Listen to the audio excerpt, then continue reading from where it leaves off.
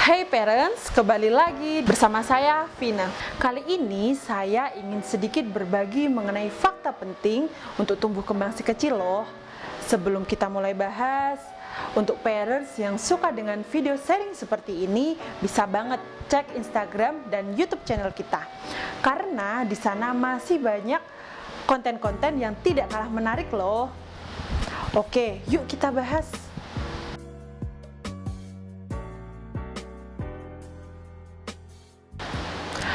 Oke parents, pertama kita bisa memulai membahas tentang pertumbuhan. Mendengar kata pertumbuhan, pasti kebanyakan parents berpikir mengenai berat badan dan tinggi badan. Eits, faktanya tidak hanya dua hal itu saja. Namun dalam mengukur pertumbuhan si kecil ada 6 hal yang wajib kita ketahui loh parents. Nah, 6 hal itu apa saja sih Mbak Vina? Oke, yang pertama berat badan, tinggi badan, lingkar kepala, lingkar lengan atas, tebal lipatan kulit, dan proporsi tubuh atau perawakan. Yuk kita bahas satu persatu. Yang pertama, berat badan.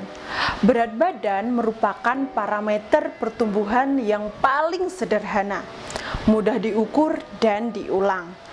Nah, yang kedua, tinggi badan. Tinggi badan merupakan parameter penting yang kedua yang berkaitan dengan status nutrisi dan pertumbuhan fisik si kecil.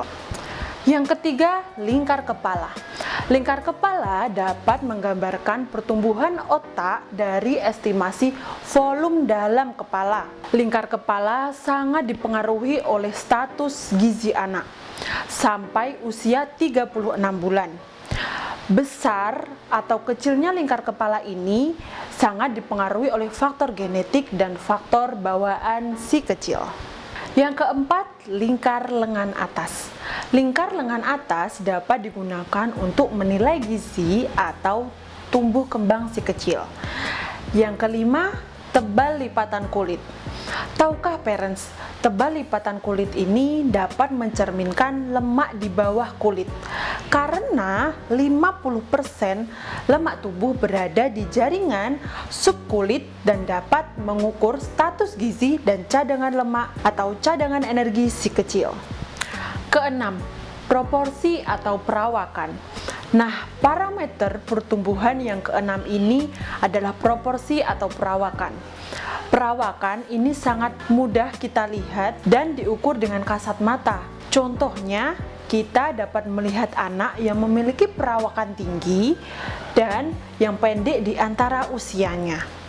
Nah, itu tadi 6 parameter penting yang wajib parents ketahui untuk mengukur pertumbuhan buah hati kita.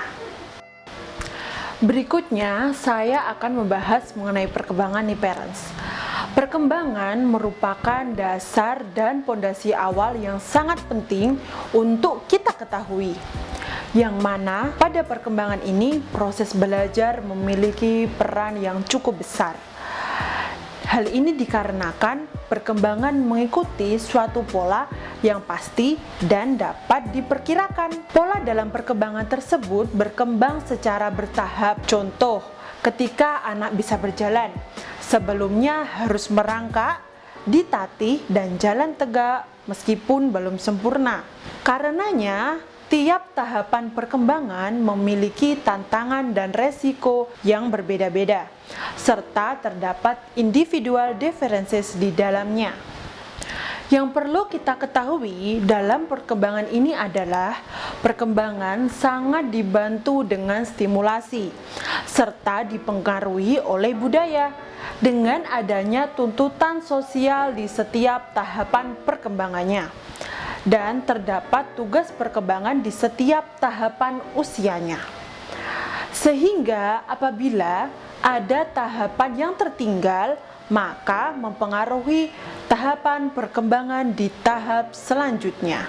Ada 3 hal penting yang dapat menentukan kualitas tumbuh kembang anak, yaitu asah, asih, dan asuh. Apa sih itu? Asah meliputi pendidikan dan pelatihan. Seperti contoh, pendidikan di sekolah, tempat bimbingan belajar, dan sejenisnya. ASIH meliputi kasih sayang, rasa aman, harga diri, dukungan, pengalaman, dan kesuksesan, serta asuh seperti nutrisi, rekreasi, rumah, pakaian, dan olahraga. Ternyata banyak sekali ya faktor yang mempengaruhi tumbuh kembang si kecil. Maka kesimpulan materi kali ini adalah anak dapat tumbuh dengan baik apabila mereka mendapatkan semua kebutuhannya secara optimal. Apabila salah satu dari kebutuhan mereka yang meliputi asah, ASI, dan asuh tidak terpenuhi, maka akan terjadi dalam gangguan tumbuh kembang mereka. Dan selalu ingat ya parents, dampaknya akan terjadi secara langsung atau secara tidak langsung, dalam jangka panjang atau jangka pendek. Nah, bagaimana parents? Semoga materi yang saya sampaikan kali ini dapat memberikan pembelajaran untuk saya, Anda, dan kita semua ya. Demikian materi yang saya dapat sampaikan. Sampai bertemu di video selanjutnya. Bye-bye!